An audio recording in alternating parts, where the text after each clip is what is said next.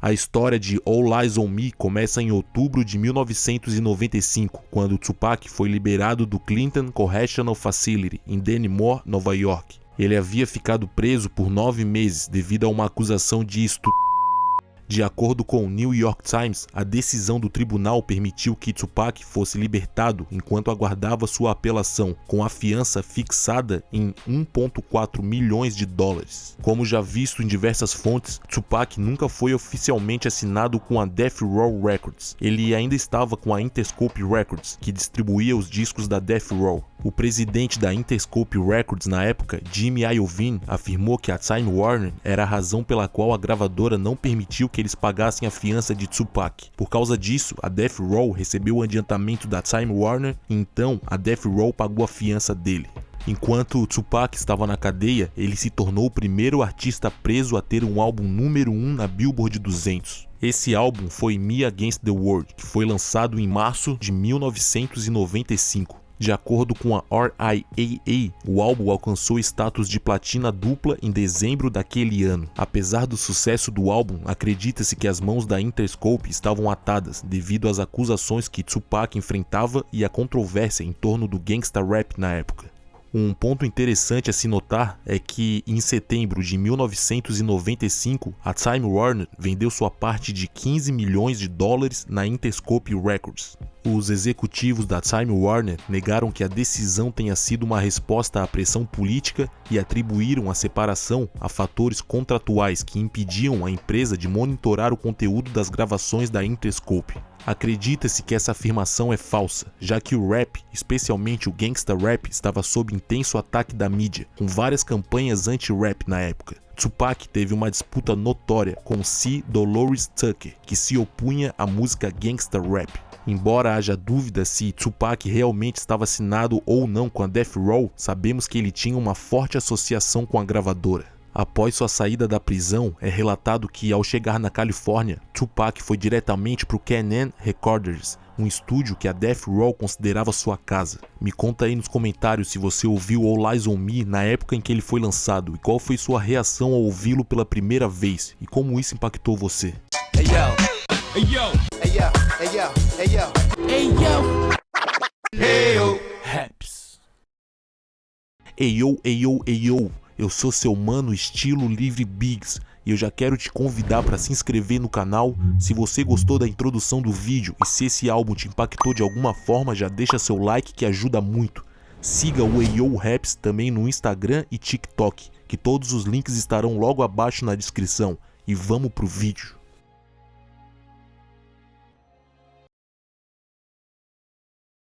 Nos meses que antecederam a morte de Tupac, sua ética de trabalho era incomparável.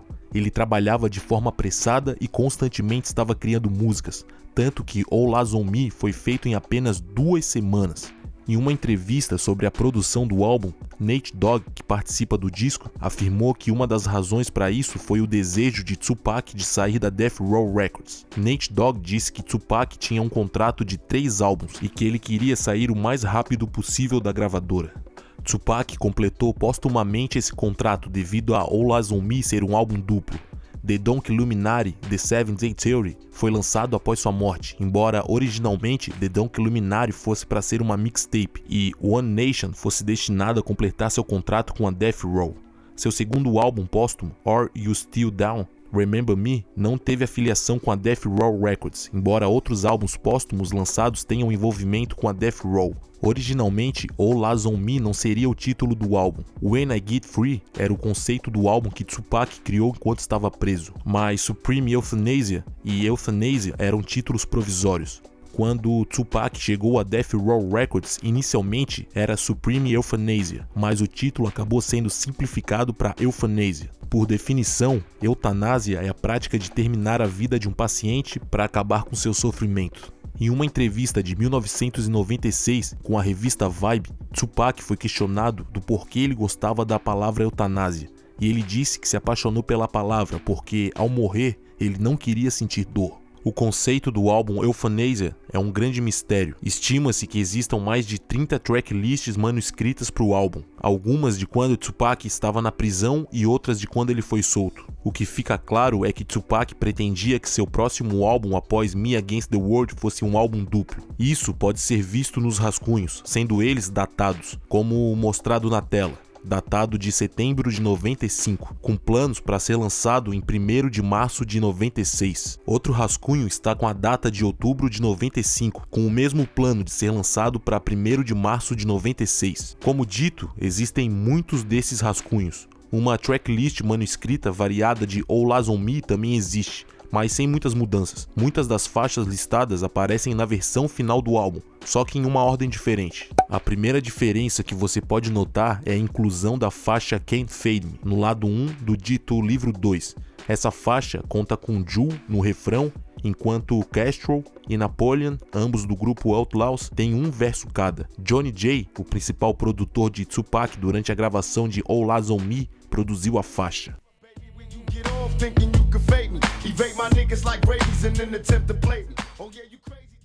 Nessa tracklist específica, Can't Fade Me substituiu a faixa Blunt Time. Essa última é uma faixa inédita que conta com a participação de The Lady of Rage e Method Man.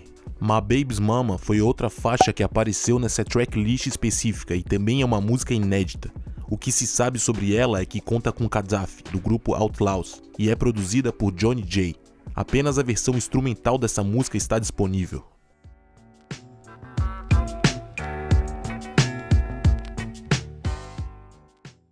A letra escrita à mão por Tupac vazou, então muitos souberam o que Pac tinha em mente para essa música. Algumas pessoas usaram inteligência artificial para recriar a música. Fãs teorizam que a música foi destruída no incêndio de 2008 nos estúdios da Universal, mas isso ainda é uma teoria por enquanto. To My Unborn é a versão original da faixa Letter to My Unborn, que aparece no álbum póstumo do Tupac de 2001, Until the End of Time. A música conta com a participação da Natasha Walker, enquanto Johnny J produziu a versão original.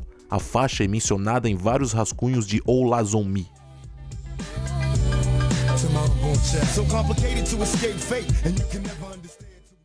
Fair Exchange é uma música que aparece no álbum póstumo do Tupac de 2002, Better Days. Ambas as versões que aparecem no álbum são remixes. A versão original da música foi planejada para All Eyes on Me e contou com Tyrone Rice e Capo Sin Jackson.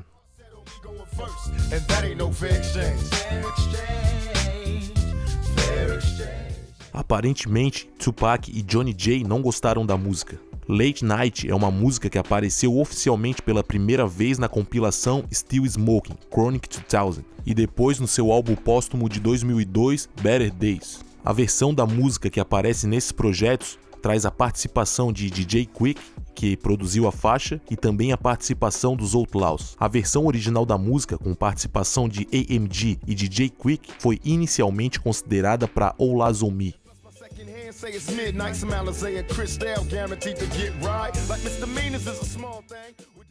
Em uma entrevista, DJ Quick afirmou que o sample da música não foi liberado, então é provável que seja por isso que a música não foi incluída no álbum. TLA é um conceito de uma música que é mencionado num rascunho, onde aparecem diferentes pessoas participando da faixa. Em um rascunho tem Snoop Dogg, Kurupt e Nate Dogg, enquanto em outro tem Dr. Dre, The Lady of Rage e Kurupt. Coolio é até mencionado como participação numa versão da música juntamente com Ice Cube. Castro, integrante do Outlaws, mencionou em uma entrevista que a música evoluiu para a canção To Live and Die in LA, que apareceu no álbum póstumo The Donkey Luminary, The 7-Day Theory, sob seu pseudônimo Machiavelli. Secrets of War é uma faixa produzida por Johnny J com participação do Outlaws, que tem 3 versões. A versão original, que foi planejada para o All Eyes on Me, a versão Rules e uma versão remixada que aparece no álbum colaborativo póstumo do Tupac com Outlaws, Still Arise, de 98.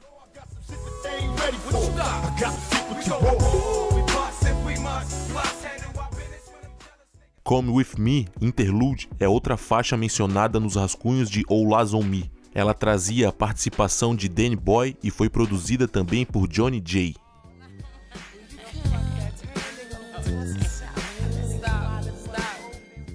Anteriormente eu havia mencionado que When I Get Free era um título em potencial para o próximo álbum do Tupac após Me Against the World. Bem, When I Get Free também era uma música que poderia ter entrado no álbum, já que foi mencionada nos rascunhos. Uma versão dessa música apareceu no álbum póstumo do Tupac, Until the End of Time.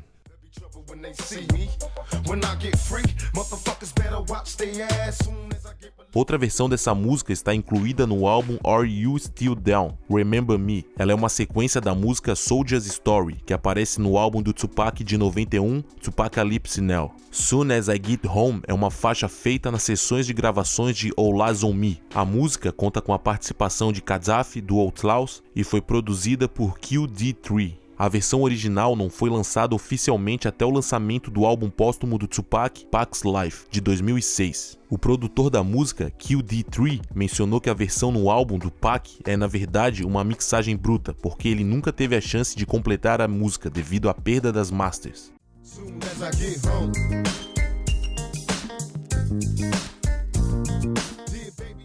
Outlaw Immortals é outra faixa com participação do Outlaws e do Big Syke, que foi planejada para o All Eyes On Me. Essa faixa foi produzida por Sam Snead. Existem diferentes mixagens e remixes dessa música online, mas eu vou mostrar para vocês a versão original.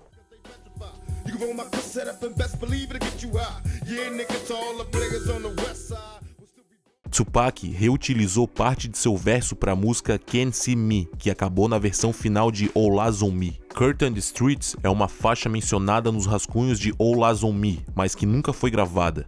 O grupo de rap OFTB foi uma colaboração planejada para essa faixa, mas acabou gravando outra música com Tupac, chamada Worldwide. Uma música que foi gravada durante a produção de All Eyes On Me é Better Days.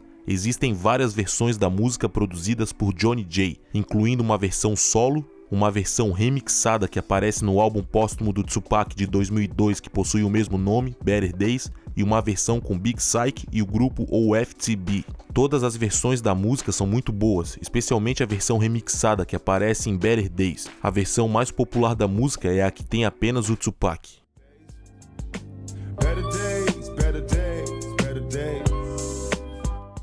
A clássica California Love foi o primeiro single que o Tupac lançou pela Death Row. California Love alcançou o número 1 na Billboard Hot 100 e até hoje ela é platina dupla. How Do You Want It foi o lado B de California Love e apareceu em All Eyes On Me, ao contrário de California Love, que foi trocada pelo remix na versão final do álbum. Se você quiser saber mais sobre a música California Love, eu tenho um vídeo completo falando sobre a história por trás dela. O álbum All Eyes On Me foi lançado em fevereiro de 1996 e alcançou o número 1 na Billboard 200, com 566 mil cópias vendidas na primeira semana. Em 2014, o álbum recebeu o certificado de diamante, o que significa que ele vendeu mais de 10 milhões de cópias. Na verdade, são 5 milhões, mas como é um álbum duplo, conta como se fosse 2 ao invés de 1. Em uma entrevista para a revista Vibe, em 96, Tupac revelou o significado de All Eyes On Me. Ele deu esse título ao álbum porque ele sentia que todos estavam olhando para ele, a polícia, seus inimigos, a mídia, seus fãs e etc. Na mesma entrevista, Tupac descreve o álbum como implacável e sem censura.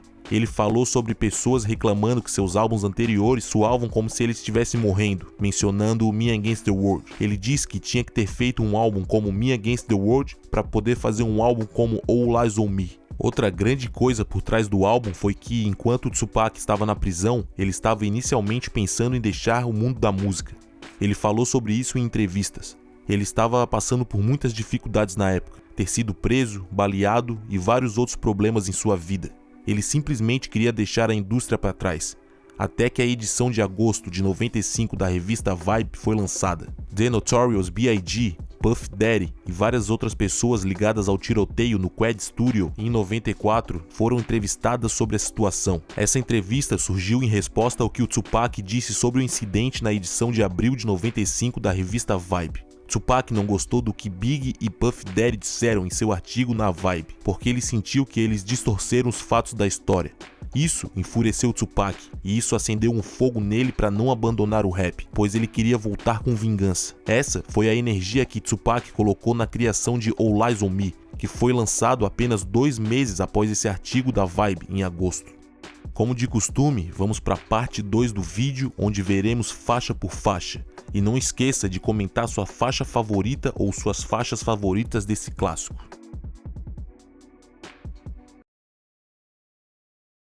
O álbum começa com a faixa Ambitions as a Writer. A música foi produzida por Daz Dillinger. Segundo Daz, essa foi a primeira música que Pac fez quando chegou a Death Row. Ele já tinha 5 músicas prontas, com refrões e tudo. Depois de ouvir a batida, Tupac gostou e gravou a música, inspirando-se em uma parte do verso de Snoop Dogg na música Stranded on Death Row, do álbum do Dr. Dre de 92, The Chronic.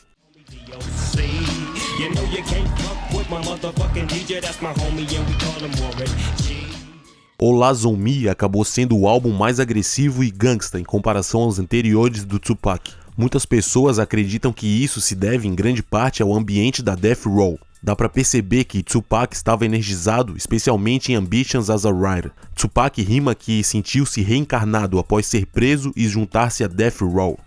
A música foi usada como tema de entrada para Mike Tyson em várias ocasiões. Ele era amigo de Tupac. Existe uma versão alternativa da música chamada Ambitions as a Fighter, que tocou quando Mike Tyson lutou contra Buster Matthews Jr. em dezembro de 95, antes do lançamento do álbum. Ela tem a mesma batida, mas com letras diferentes, devido ao fato de Tupac ter escrito isso especificamente para Mike Tyson.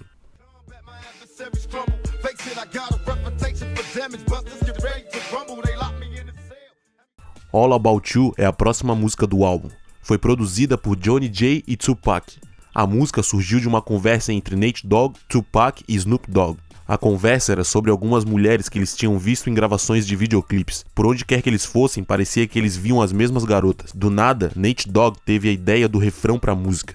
A princípio, Johnny J achou que Nate Dogg não estava sendo sério com o refrão, mas Nate Dogg estava muito sério com isso. Nate Dogg queria o refrão que temos hoje, e isso se concretizou. Foi ideia de Tupac usar um sample da música Candy, da banda de funk, R&B e disco music Camel.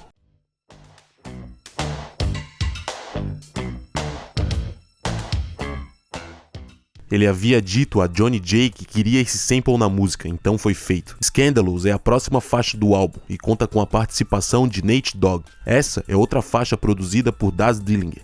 Em uma entrevista, Nate Dogg afirmou que a gravação foi feita em 10 minutos, já que a batida já estava pronta. A faixa número 4 é Got My Mind Made Up, que conta com a participação de Method Man, Redman e da Dogg Pound. Mais uma vez, Daz Dillinger produziu a faixa. Originalmente, Inspectah Deck, do Wu-Tang Clan, também participava dela.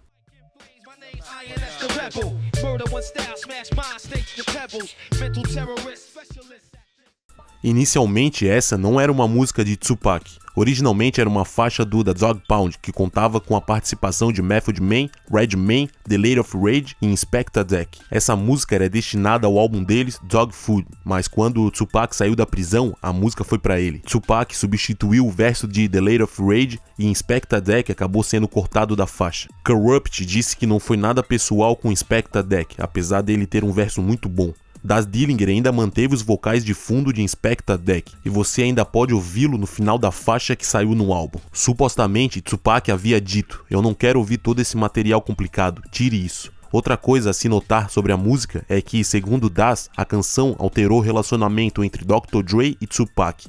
Isso aconteceu porque, supostamente, Dr. Dre estava levando crédito pela música, mesmo que Daz Dillinger tivesse produzindo ela. Quando Tupac descobriu, dizem que ele não ficou feliz, e isso teria iniciado uma rivalidade. Isso é o que Daz Dillinger disse. How Do You Want It vem depois de Got My Mind Made Up, e foi o terceiro single lançado do álbum. A música conta com a participação de KC e JoJo, e foi produzida por Johnny J. A canção chegou ao topo da Billboard Hot 100 em 1996. Ela é platina dupla, assim como California Love, devido a ser um single duplo. Uma história engraçada por trás dessa faixa é que no início Tupac tentou cantar o refrão da música com uma voz grave, com um tom de tenor, mas não estava funcionando. Ele não gostou de como soou com ele cantando, então Suge Knight chamou o grupo Jodeci para fazer o refrão. Em vez disso, KC e JoJo, integrantes do grupo, se prontificaram para participar da música, que acabou se tornando um sucesso certificado. Outra informação sobre a música é que em uma entrevista, Dave Aaron, um engenheiro que trabalhou no álbum, disse que Danny Boy também gravou um refrão para a música que ele mixou, mas no último minuto foi decidido que KC e JoJo ficariam no refrão. Two of America's Most Wanted vem depois dessa música e conta com a participação de Snoop Dogg. É outra faixa produzida por Daz Dillinger. O título da faixa é significativo porque Tupac estava em liberdade sob fiança e Snoop Dogg estava enfrentando um caso de homicídio durante a produção do álbum. Snoop Dogg foi absolvido das acusações apenas uma semana após o lançamento de All Eyes on Me. Dave Aaron revelou em uma entrevista que a ideia de Snoop Dogg e Tupac fazerem uma música juntos foi de Suge Knight. Rick Clifford, outro engenheiro que trabalhou no álbum, disse que Tupac insistia muito que o álbum fosse espontâneo. Ele basicamente queria que tudo fosse feito em um único take, porque sentia que há um certo sentimento quando se faz algo pela primeira vez. Eu tenho um vídeo sobre o Dogg Style, e nesse vídeo eu detalhei como a maioria das músicas foram feitas em um só take. Acho que essa habilidade de Snoop Dogg realmente acrescentou com a química que eles tinham, o que levou a essa música a ser um clássico. No More Pain vem em seguida. É uma música que foi produzida por Devant Swing, que é mencionado várias vezes ao longo da música. O refrão de No More Pain é inspirado na música do Method Man, Bring the Pain. Came to bring the pain, hardcore from the brain. Let's go inside my astral plane, find out my mental, based on instrumental. Hearts of Man é a 8ª faixa do álbum e foi produzida por DJ Quick. Em uma entrevista sobre o álbum, DJ Quick explicou como foi prejudicado em relação aos créditos do álbum. Ele fez muito mais do que foi creditado. Ele fez muitas mixagens, remixagens e sobreposições vocais. Quick fez com que muitas das faixas que conhecemos e amamos nesse álbum soassem muito melhor do que quando chegaram ao estúdio. Ele disse que, em 2 dias, remixou quase 12 músicas. Hearts of Man foi a única música que ele produziu sozinho e que entrou no álbum. Life Goes On vem em seguida e é outra faixa produzida por Johnny J. Ao falar sobre a música, Johnny J disse que as pessoas que estavam na sessão de gravação estavam desmoronando em lágrimas. Ela teve esse tipo de impacto nas pessoas. Embora a música seja profunda e poderosa, também é muito sombria. Tupac rima sobre sua própria morte, o que, como sabemos, aconteceu meses depois do lançamento desse álbum. Only God Can Judge Me conta com a participação de Rappin' 4-Tay e detalha como o Pac se sentia após ter sido baleado. Ele fala sobre ser punhalado pelas costas e o que estava passando enquanto estava no hospital se recuperando de seus ferimentos. Rappin' 4-Tay falou sobre a música, dizendo que ele e Pac eram grandes amigos. Letras manuscritas da música existem, e ao observá-las parece que Only God Can Judge Me não era o nome original da canção. Os títulos Scary Man Can't Win e Knocking on Heaven Door foram riscados, deixando Remember Me como o único título restante, mas que também não foi escolhido. Trading War Stories é a faixa número 11. Ela conta com a participação do Outlaws e foi produzida por Mike Mosley e Rick Rock. A música surgiu quando Tupac estava tocando seu álbum enquanto Mike Mosley e Rick Rock entraram na sala.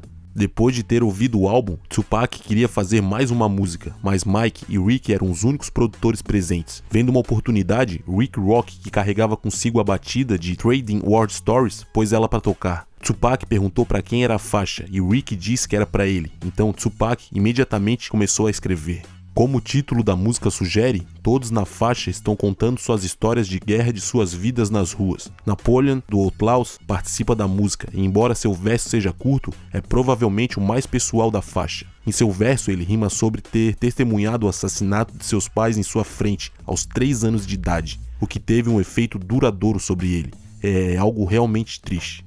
O remix de California Love vem a seguir. A versão original foi produzida por Dr. Dre, enquanto o remix foi produzido por Lay Law. A versão original, na verdade, de California Love era apenas de Dr. Dre, sem Tupac.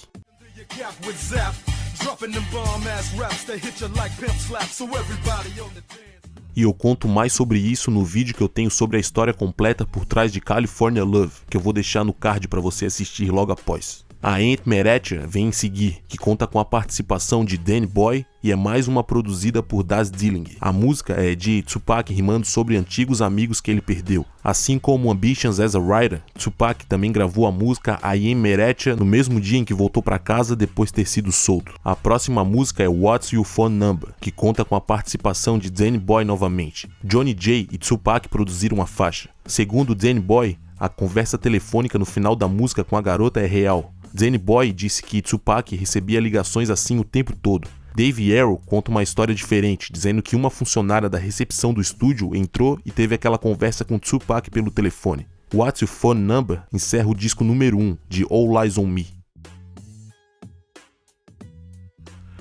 O disco número 2 inicia com Can't See Me, que conta com a participação de George Clinton e Dr. Dre produziu a faixa. Em uma anotação verificada no Genius, George Clinton afirmou que ele realmente fez a música para o Snoop Dogg e Dr. Dre, mas eles precisavam de uma faixa para o Tupac, então ele acedeu.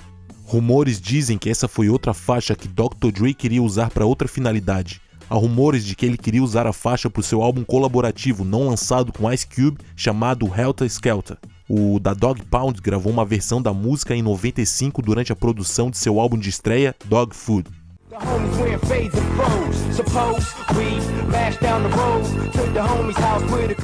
Kurupt falou sobre a música em uma entrevista com The Art of Dialogue. Muitas pessoas associadas a Death Row disseram a mesma coisa que Kurupt, sobre como a Death Row lidava com seus projetos. Eles se concentravam em um projeto de cada vez. Quando o Tupac entrou para a gravadora, era a vez dele lançar um álbum, então todos contribuíram para o álbum dele. Então, Can't See Me foi uma das músicas que foi repassada para ele. Shorty Want to Be a Thug é a próxima faixa. Esse é outro som produzido por Johnny J. Ele comentou sobre a música dizendo que foi uma sessão de estúdio tranquila em comparação com as outras durante a criação do álbum. O conceito de Shorty Want to Be a Thug surgiu quando Tupac estava pensando nas crianças. Johnny J também comentou que a música passou para Napoleon, do Outlaws, a sensação de que era sobre ele, considerando sua infância complicada. Rick Clifford conta uma história um pouco diferente em termos de quem inspirou a música. Ele disse que o filho de Johnny J, que tinha o apelido de Short, estava por perto na gravação. Durante o tempo que Short passou no estúdio, ele pegou muitos maus hábitos das pessoas que estavam lá.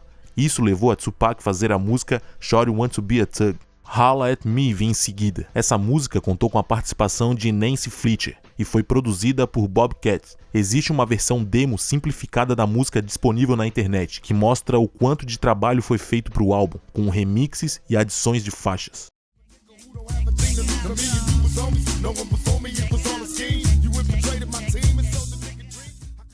O primeiro verso da música parece ser dirigido ao antigo amigo próximo de Tupac, Stretch. Tupac sentia que Stretch o traiu e ajudou a armar para ele quando ele foi baleado no Quad Studios. O que torna a situação ainda mais surpreendente é que anos depois, um homem chamado Dexter Isaac confirmou que Stretch foi um dos envolvidos nisso. Ele atualmente cumpre prisão perpétua por crimes não relacionados, incluindo assassinato, roubo e outros delitos. Dexter Isaac alega que Jimmy Ranchman pagou a Stretch $2.500 por ter armado o ataque. Jimmy também prometeu a Stretch um quarto de tijolo de cocaína. Quando o All Eyes on Me foi lançado, Stretch já estava morto, vítima de um tiroteio em 95. Muitos acreditam que isso foi em retaliação ao que aconteceu no Quad Studios apenas um ano antes. O segundo verso é dito ser sobre Big, que estava no Quad Studios durante o incidente. Pac acusou Big de saber sobre o ataque de antemão e não fazer nada para evitá-lo. O terceiro verso da música é direcionado a Ayanna Jackson, cujas acusações contra Tupac o levaram para a prisão.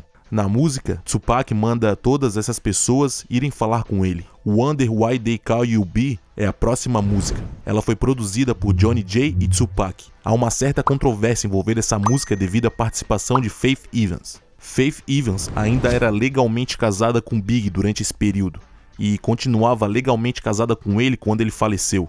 Os dois tinham um relacionamento instável, em grande parte devido à infidelidade de Big. Existem várias histórias sobre como a música original foi criada.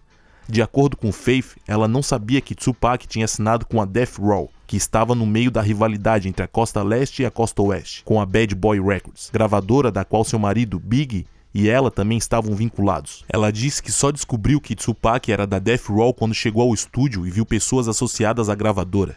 Faith sentiu-se desconfortável no estúdio, mas decidiu continuar com o que foi pedido. Ela gravou a música e alega que quando foi a hora de receber os 25 mil por seus serviços, Tupac disse para ela encontrá-lo no seu quarto de hotel para pegar o dinheiro. Isso levou a Tupac a pedir por sexo oral, e foi nesse momento que Faith percebeu que tudo era um plano. Essa é a versão de Faith. Essa história foi bastante contestada. Um exemplo de alguém que contesta essa versão é Danny Boy, que era contratado da Death Row. Ele afirma que Faith e Tupac tinham um relacionamento. Em entrevistas, ele fala sobre Pac e Faith ficarem juntos, embora ela negue isso. Carlos Warwick, um mixer e engenheiro do álbum, disse que Faith e Tupac escreveram a música juntos, mas devido a questões políticas, Faith não conseguiu a liberação para estar na música e foi substituída por Michelle. When We Ride conta com a participação do Outlaws e foi produzida por DJ Pooh. Essa foi a primeira faixa que contou com todos os membros do Outlaws Immortals. When We Ride foi a introdução de todos os membros ao mundo, apresentando os apelidos que Tupac deu a eles quando ele estava preso. Thug Passion, que conta com a participação dos membros do Outlaws ao lado de Jewel, foi produzida por Johnny J e Tupac mais uma vez. Em uma entrevista, Johnny J mencionou que Tupac estava bem bêbado quando gravou a introdução da música. Ele também revelou que Tupac planejava lançar uma bebida chamada Thug Passion, mas devido à sua morte isso nunca se concretizou. No entanto, essa música era meio que o tema para essa ideia. Idi Amin, que também participa da faixa, lembra que a equipe inicialmente não gostou da música quando ouviu pela primeira vez, devido a seu estilo pop. Tupac então entrou no estúdio e não entendeu por que todos os outros não gostaram da batida. Inspirado pela falta de entusiasmo de sua equipe com o som, Tupac foi para a cabine e gravou suas partes da música. Depois que Jewel e Tupac criaram o refrão, os membros do Outlaws viram o potencial da canção.